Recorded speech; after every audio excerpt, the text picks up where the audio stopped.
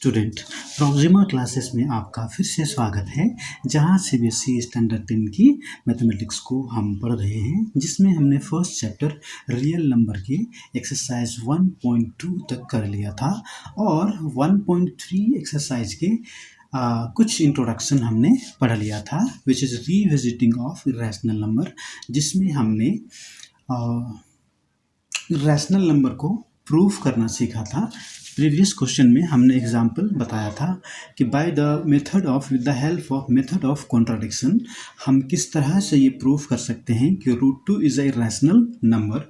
यहाँ तक हमने प्रीवियस क्लास में पढ़ा था। आज जो है हम कंटिन्यू करते हैं एक्सरसाइज 1.3 को।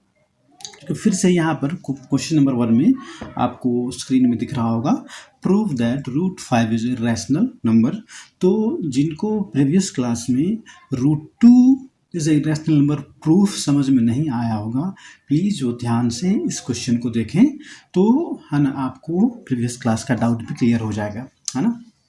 ओके, तो चलिए हम प्रूफ करते हैं कि भाई √5 इज इरेशनल नंबर है। तो फिर से मैं हेल्प किसका लेंगे हम, method of contradiction.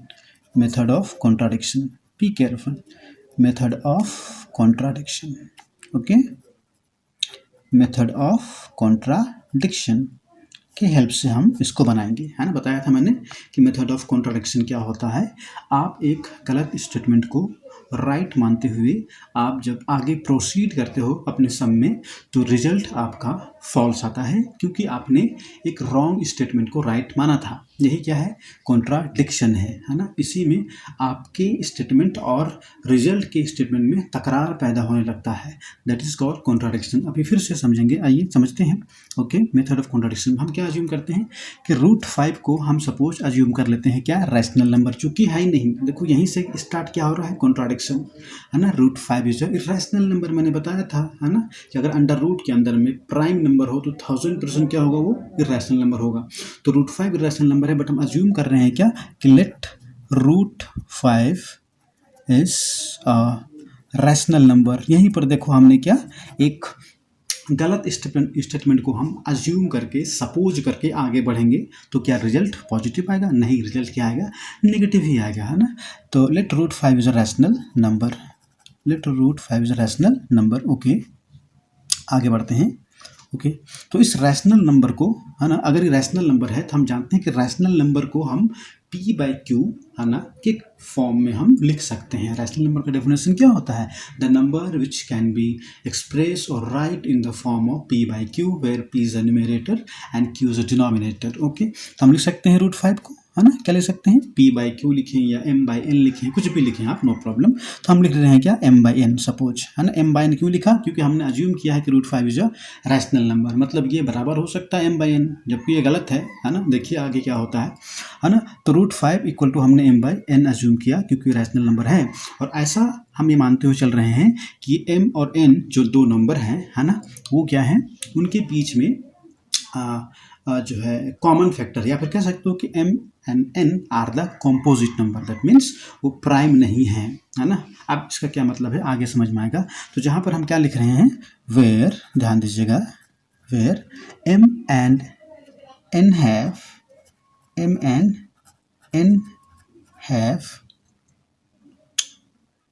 common factor, have common factor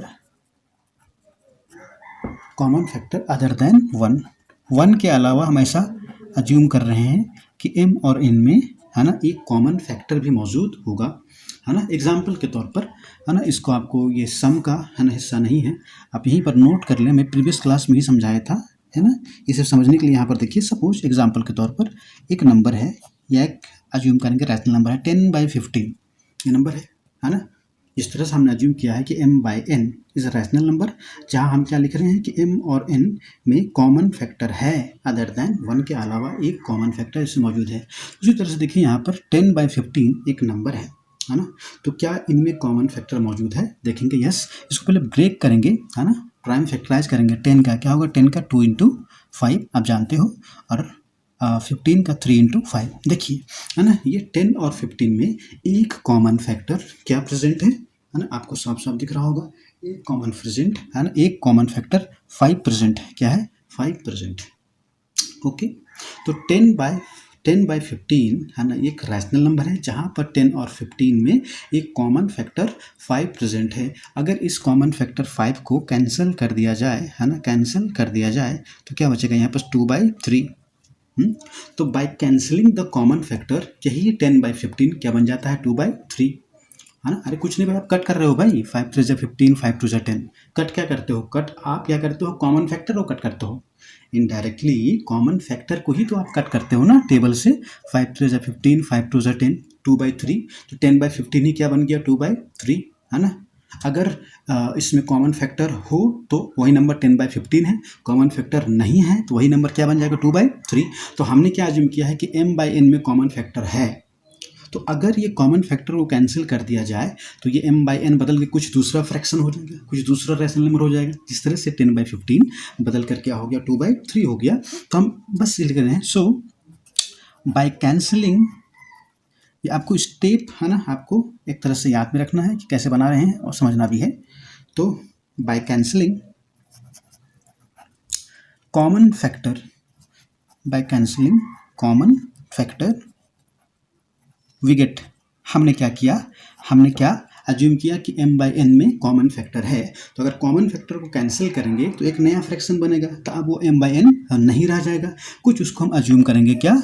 यही √5 बिकम्स a/b है ना, एक नया फ्रैक्शन बनेगा। जिस तरह से 10/15 को कट करके हमने क्या बनाया? 2/3, एक नया रैशनल नंबर बना। उसी तरह से में जब हमने m/n के कॉमन फैक्टर को कट किया, एलिमिनेट किया, तो वही m/n क्या बन गया? a/b। अब मेरे पास √5 = a/b एक नया इक्वेशन है, एक न्यू इक्वेशन है। अब यहाँ पर a और b में कोई भी कॉमन फैक्टर नहीं है, मतलब a और b क्या है? दो को प्राइम नंबर हैं। को प्राइम नंबर क्या होता है? वो दो नंबर का पेयर जिनके बीच में कोई भी फैक्टर ना हो, कोई भी कॉमन फैक्टर ना हो एक के अलावा, अदर देन 1। तो यहाँ पर लिखेंगे वेयर, अब यहाँ पर a एंड b आर को प्राइम नंबर। क्या? को प्राइम नंबर। ओके ओके, आइए समझते हैं। आइए नेक्स्ट स्टेप में इसको क्रॉस मल्टीप्लाई करें तो आपके पास इतना जाएगा √5 times of b equal to a है ना। आप स्टेप को है ना समझते जाइए, है ना, आपके लिए बड़ा ही आसानी होगा, है ना। √2 को मैंने समझाया है प्रीवियस क्लास में, है ना, तो वहाँ पे जाके देख लें आप। ओके, अब है ना इसको हम जो है आसानी के लिए है ना इसमें जो है हम अज्यूम कर लेते हैं, है ना, इक्वेशन a अज्यूम कर लेते हैं। ओके, है ना। अब क्या करते हैं, है ना, यहाँ पर squaring both side, squaring both side, दोनों तरफ स्क्वायर करने पर क्या आएगा? ये 5 times of b² equal to यहाँ पर क्या आ जाएगा? a²। क्या आ जाएगा? 5 times of b² equal to a² आ जाएगा। ओके, प्रॉब्लम है क्या? ओके, अब देखिए यहाँ पर थोड़ा सा यहाँ पर समझना है आपको। क्या समझना है? देखिए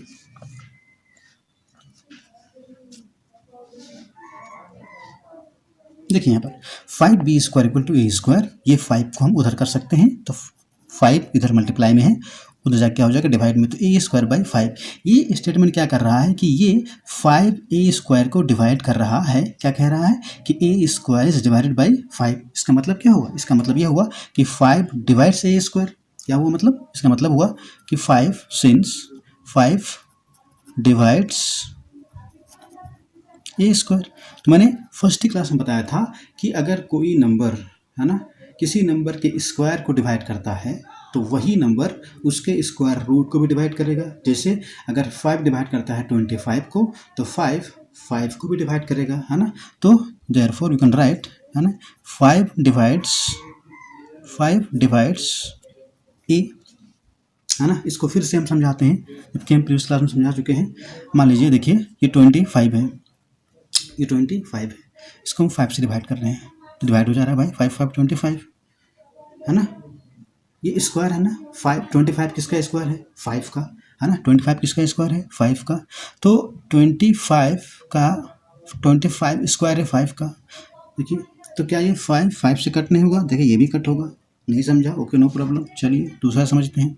मान लीजिए एक नंबर है ये 4 को डिवाइड कर रहे हैं 2 से, और इसी नंबर का स्क्वायर ले लें। क्या ले लें? 16 उसको करें डिवाइड करें 2 से, तो क्या ये दोनों नंबर 4 और उसका स्क्वायर 16, क्या ये दोनों 2 से डिवाइड नहीं होगा? देखिए 2 2 जा 4, 2 8 जा 16, है ना? तो एक नंबर और उसका स्क्वायर सेम नंबर से दोनों डिवाइड हो सकता है, वही तो बोल रहा है, एक नंबर है ना और उसका स्क्वायर वो सेम नंबर से दोनों डिवाइड हो सकता है। ये थ्योरम हम पढ़ चुके थे प्रीवियस क्लास में, है ना? तो यहाँ क्या मतलब है कि 5 डिवाइड्स ए, क्या कि अब जो है जिस तरह से 5 ए स्क्वायर को डिवाइड कर रहा था, अब जो है नाउ क्या ये 5 ए को डिवाइड कर रहा है। जिस तरह से ये ए स्क्वायर को 5 डिवाइड कर रहा था, अब जो है यही 5 ए को डिवाइड कर रहा है ना? तो अगर ये 5 ए को डिवाइड करेगा तो कुछ नंबर आएगा, है ना? जैसे कोई नंबर हमने जिसे डिवाइड किया, 4 को 2 से डिवाइड किया तो 2 2 जा 4 2 आया, है ना? 16 को 2 से डिवाइड किया तो 2 8 जा 16 8 आया। उसी तरह से जब ये 5 ए को डिवाइड करेगा तो कुछ नंबर आएगा, है ना? ओके, है ना? तो सपोज हमने अज्यूम कर रहे हैं हम कि जब ये ए को 5 डिवाइड करेगा तो सपोज एक नंबर आएगा विच इज सी। क्या हो गया? सी। ओके, तो यहाँ से आप क्रॉस मल्टीप्लाई करके ए का वैल्यू निकाल लें, ए इक्वल टू क्या हो जाएगा 5 सी, है ना? ओके, एंड सॉरी इसको आप इक्वेशन ए ना माने, है ना? इक्वेशन ए आप इसको माने, है ना? स्क्वायरिंग बोथ साइड करने के बाद के इक्वेशन को आप माने इक्वेशन ए, ठीक है? हाँ, ओके। अब क्या करें आप, ये जो ए इक्वल टू 5c है कहाँ पुट कर दें? इक्वेशन ए में, जहाँ ए है वहाँ 5c पुट कर दें, है ना? तो putting A equal to 5c in equation A, क्या पुट कर दें? इक्वेशन ए। ओके, देखिए इसे पुट करेंगे आप तो देखिए यहाँ पर इक्वेशन पुट कर रहे हैं तो 5b² और जहाँ पर a है क्या पुट करेंगे हम? 5c। a इक्वल टू क्या मैंने पुट किया बोला? 5c, तो 5c² हो जाएगा। देखिए 5b² equal to 25 times of c square. इसको कट करेंगे आप, कट करेंगे तो 5 5 जा 25, तो b² इक्वल टू क्या हो गया? 5c²। एक यहाँ से एक नया इक्वेशन बन के आया, क्या आया? एक नया इक्वेशन बन के आया, b² इक्वल टू 5c², या इसी को आप लिख सकते हो, क्या लिख सकते हो?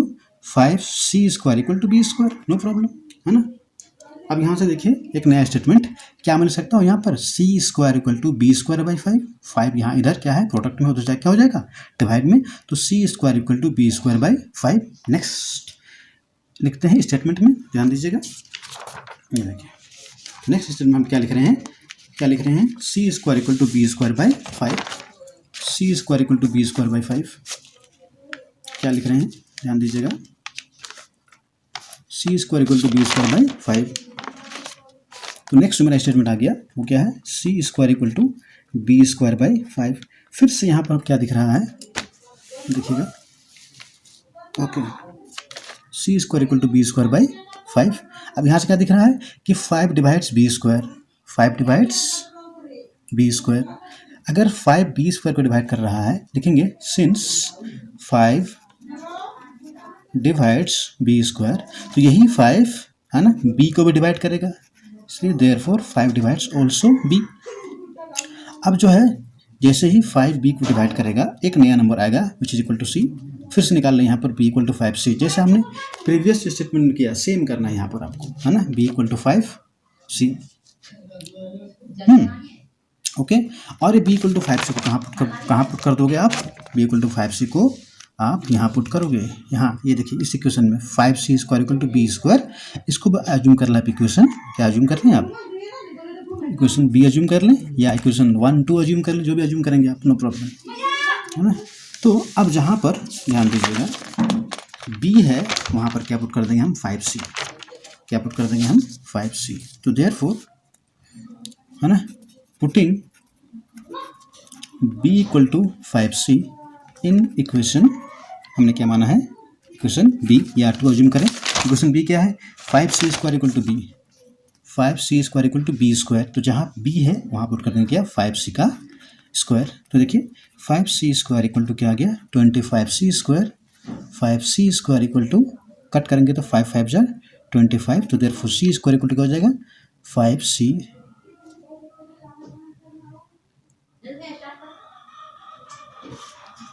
b इक्वल टू मैंने क्या पुट किया? 5c ना, तो 5c जब मैंने पुट किया, एक मिनट,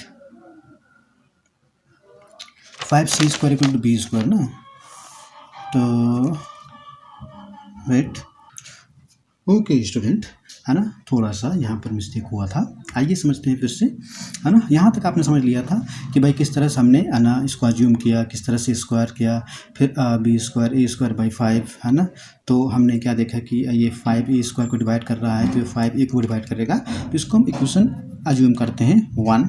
ध्यान रखिएगा, इसको 5 डिवाइड से, फिर यहाँ से ए बाई, जब a को 5 डिवाइड करेगा तो इक्वल टू समथिंग कोई नंबर आएगा c, तो a इक्वल टू 5c, फिर a इक्वल टू 5c को हमने इक्वेशन a में पुट किया यहाँ पर, तो एक नया इक्वेशन आया b स्क्वायर इक्वल टू, यहाँ से आपने b स्क्वायर इक्वल टू, है ना, 5c स्क्वायर, है ना, 5c square equal to b square. यहाँ तक समझ में आ गया था आपको। ओके, फिर जो है यहाँ से, है ना, c स्क्वायर इक्वल टू, है ना, वही जो आया था 5c square equal to b square, मैंने उसको लिखा C square equal to B square by 5। यहाँ क्या शो कर रहा है कि ये 5 बी स्क्वायर को डिवाइड कर रहा है, तो अगर 5 बी स्क्वायर को डिवाइड करेगा तो 5 बी को भी डिवाइड करेगा। इसको अब अज्यूम कर लेंगे इक्वेशन 2, है ना। अब ये फर्दर स्टेटमेंट आपको नहीं करना है, वो मिस्टेक से, है ना, वो आगे जो है ना, हमसे वो प्रोसीड हो गया था, बट आपको यही तक करना है 5 डिवाइड्स बी तक, है ना। इसको आप ध्यान दीजिएगा, इक्वेशन बी आप नहीं भी अज्यूम कर सकते हैं, क्योंकि यहाँ आपको पुट नहीं करना है, सिर्फ आपको फर्स्ट स्टेटमेंट में इक्वेशन ए पुट करना है, और यहाँ पर, है ना, a बाई 5 को c मानकर a इक्वल टू 5c आपको यहाँ पुट करना है। सेकेंड स्टेटमेंट में आपको, है ना, फिर से उस तरह से वैल्यू पुट नहीं करना है। ओके, ध्यान दीजिएगा, यहाँ तक हो गया 5 डिवाइड्स बी इक्वेशन 2। अब ध्यान दीजिए, अब यहाँ से मसला खत्म हो गया हमारा, है ना। अगर आप इक्वेशन 1 और 2 से आप 2 को गौर करेंगे, देखेंगे, तो आपको क्या मिलेगा, from 1 and 2 a and b have 5 as a common factor, 5 as a common factor। ध्यान देंगे तो बोलिए कैसे हुआ, ध्यान दीजिए, इक्वेशन ए में साफ साफ लिखा हुआ है यहाँ पर कि इक्वेशन में क्या लिखा हुआ है कि 5 डिवाइड्स ए, है ना। ए कोई एक नंबर है जिसको दूसरा नंबर 5 डिवाइड करता है। ए कुछ हो सकता है 10, 15, 20, जिसको ये 5 डिवाइड करता है, मतलब ए एक नंबर है जिसको 5 डिवाइड कर रहा है। इक्वेशन 1। इक्वेशन 2 से, इक्वेशन 2 ये कहता है कि, है ना, वही नंबर 5, है ना, नंबर बी को भी डिवाइड करता है ना। ए को 5 भी डिवाइड करता है, सॉरी 5 ए को भी डिवाइड करता है और 5 बी को भी डिवाइड करता है। तो मतलब क्या हुआ, अब देखिए आपका स्टेटमेंट क्या था स्टार्टिंग में, फिर से एक बार समझ लीजिए क्या था कि आपने अज्यूम क्या किया था। यहाँ पर देखिए, यहाँ पर √5 equal to A by B, where A and B are the coprime number. आपने क्या अज्यूम किया था, अज्यूम किया, है ना। आपका इक्वेशन क्या आया था, आपने सपोज किया क्या था कि √5 equal to A by B, जहाँ पर ए और बी दो को प्राइम नंबर हैं। अब को प्राइम नंबर होता क्या है, वैसे नंबर जिनके बीच में कोई भी कॉमन फैक्टर नहीं हो, मतलब वो दो नंबर किसी और नंबर से, 1 के अलावा किसी और नंबर से कट नहीं हो सकता है। को प्राइम यही ना मतलब हुआ। जैसे कि हमने यहाँ पर सॉल्व करके आपको बताया था, जैसे यहाँ पर 10/15 कॉम्पोजिट था, कॉमन फैक्टर हटाया क्या बच गया 2/3। क्या ये 2 और 3, है ना, कोई नंबर से कट सकता है, नहीं कर सकता है। ये 2, 3 क्या हो गया, को प्राइम, इनके बीच में कोई भी कॉमन फैक्टर नहीं। जब तक नंबर्स के बीच में कॉमन फैक्टर ना हो, उस नंबर को आप कट नहीं कर सकते हो, डिवाइड नहीं कर सकते हो। तो भाई यहाँ पर हमने क्या बोला था कि A and B are the coprime, मतलब इनके बीच में कोई भी फैक्टर नहीं होना चाहिए। लेकिन जब आपने आगे प्रोसीड किया, तो प्रोसीड करते वक्त आपका इक्वेशन क्या आ रहा है, इक्वेशन क्या आ रहा है कि 5 डिवाइड्स ए, इसी ए को एक दूसरा नंबर डिवाइड करता है 5। अब ये कैसा पॉसिबल है भाई, हमने तो बोला था कि ए और बी क्या है, को प्राइम नंबर। अच्छा यहाँ ध्यान दीजिए, ए को तो 5 डिवाइड किया, प्लस साथ साथ में ये भी शो हो रहा है कि बी को भी वही नंबर 5 डिवाइड कर रहा है। तो सेम नंबर ए और बी को डिवाइड कर रहा है, मीन्स मतलब क्या, 5 वो दोनों नंबर में कॉमन फैक्टर है, तभी तो 5 दोनों को डिवाइड कर रहा है। तो क्या प्रूफ हुआ यहाँ से कि from 1 and 2 A and B have 5 as a common factor, है ना। ये आपका रिजल्ट आया कि भाई ए और बी को प्राइम नहीं है, वो क्या है अभी भी कॉम्पोजिट है, क्योंकि उनके बीच एक कॉमन फैक्टर 5 मौजूद है ना। अभी देखिए आपका स्टेटमेंट, आपने अज्यूम किया था ए और बी को प्राइम, रिजल्ट आ गया नहीं भाई ए और बी को प्राइम नहीं, वो दोनों तो 5 से कट हो रहे हैं, लो, है ना। यहाँ पर कॉन्ट्राडिक्शन, तकरार, है ना। आपका स्टेटमेंट रॉन्ग हो गया, है ना। ये क्या हो गया, रॉन्ग हो गया, रिजल्ट नेगेटिव आया। तो ऐसा क्यों हुआ, ऐसा क्यों हुआ? क्योंकि आपने एक रॉन्ग स्टेटमेंट को सही माना है कि √5 equals to A by B. √5 irrational है और उसको आपने इक्वेट किया है एक रैशनल नंबर से। तो क्या ये गलत स्टेटमेंट नहीं है? बिल्कुल गलत है। आपने एक रॉन्ग स्टेटमेंट को राइट मानते हुए आप आगे प्रोसीड करोगे तो रिजल्ट भाई नेगेटिव ही आएगा। दैट्स वाई रिजल्ट क्या आ रहा है, नेगेटिव। रिजल्ट नेगेटिव आ रहा है, दैट मीन्स कि ये √5 रैशनल नहीं है, वो क्या है, इरेशनल है। अगर रैशनल होता तो रिजल्ट पॉजिटिव, सॉरी नेगेटिव नहीं आता। जब √5 को हमने रैशनल माना तो ये रिजल्ट नेगेटिव आ रहा है। इससे सीधा सीधी प्रूफ होता है कि √5 रैशनल नहीं, √5 रैशनल नहीं, रैशनल नहीं, इरेशनल नंबर है। तो बस आपको थोड़ा सा स्टेटमेंट देना है ना। क्या लिखना है, ऐसा क्यों हुआ, तो लिखना कि दिस कॉन्ट्राडिक्शन हैज अराइजन। क्या लिखोगे यहाँ पर, this contradiction has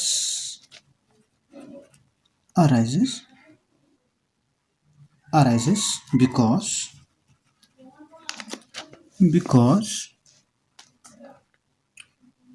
our incorrect assumption,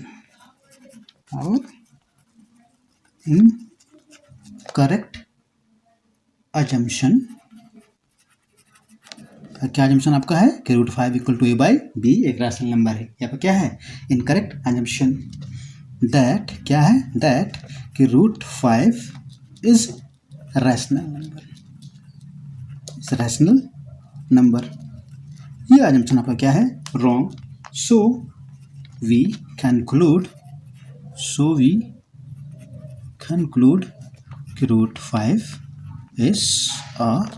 is an irrational number,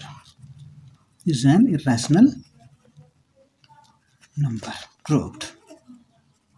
ठीक है, ओके, यहाँ तो समझ में आ गया। ओके, तो किस तरह से आपको प्रूफ करना है किसी भी इरेशनल नंबर को, इरेशनल किस तरह से प्रूफ करना है आपका, सिंपल। मैं इसी क्वेश्चन को सिर्फ एक क्वेश्चन में अभी तक हमने 22 मिनट्स लगाए हैं। क्यों? क्योंकि आपको बेहतर तरीके से समझ में आए, है ना। क्वेश्चन था √5 को प्रूफ करना है रैशनल नंबर, तो वही स्टेप आपको √5 को पहले अज्यूम करना है रैशनल नंबर, √5 m/n अभी अज्यूम करना है कि कॉम्पोजिट नंबर है। हम ऐसा मान के चल रहे हैं कि m और n के बीच में कोई एक कॉमन फैक्टर मौजूद है। तो जब हम कॉमन फैक्टर को कट करेंगे, है ना, तो वही m/n बदल जाएगा क्या, a बाई बी में। और ऐसा हम अज्यूम कर रहे हैं कि ए बाई बी, ए और बी दोनों क्या है, को प्राइम नंबर है जिनके बीच कोई भी, है ना, कॉमन फैक्टर नहीं है। फिर हमने इसी इक्वेशन में क्या किया, क्रॉस मल्टीप्लाई किया, √5 टाइम्स ऑफ बी, है ना, इक्वल्स टू ए। फिर इसको स्क्वायरिंग बोथ साइड किया तो एक नया इक्वेशन आया 5b² इक्वल टू a²। यहाँ से हमने क्या देखा, b² इक्वल टू a²/5।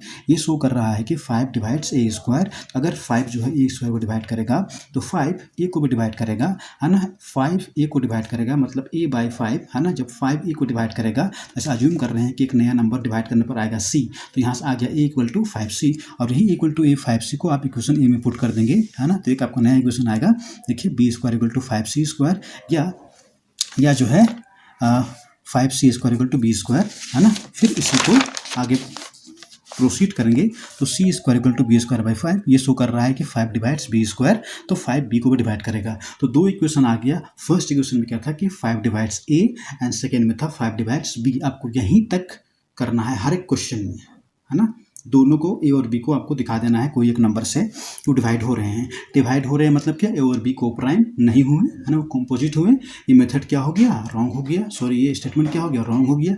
यहाँ पर कॉन्ट्राडिक्शन पैदा हो गया, है ना। यहाँ पर क्या, कॉन्ट्राडिक्शन पैदा हो गया, है ना। कॉन्ट्राडिक्शन पैदा क्यों हुआ, क्योंकि आपने √5 को इरेशनल √5 को आपने रैशनल नंबर माना है ना। तो कॉन्ट्राडिक्शन ये गलत स्टेटमेंट या नेगेटिव रिजल्ट की वजह से ये साबित होता है, ये प्रूफ होता है कि रूट 5 एक रैशनल नंबर नहीं इरेशनल नंबर है। बस आपका इतना ही क्वेश्चन है ना। क्वेश्चन नंबर 2 है ना, लास्ट क्वेश्चन करता हूँ मैं, है ना, या फिर ऐसा करते हैं क्वेश्चन नंबर 2 and 3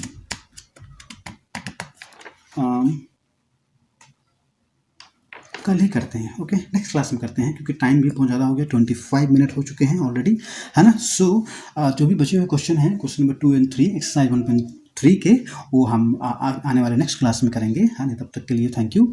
और अगर मेरी तरफ से ये छोटी सी कोशिश आपको बेहतर लगा हो तो प्लीज़ मेरे चैनल को सब्सक्राइब करें, लाइक करें और शेयर करें, ओके। Thank you, okay.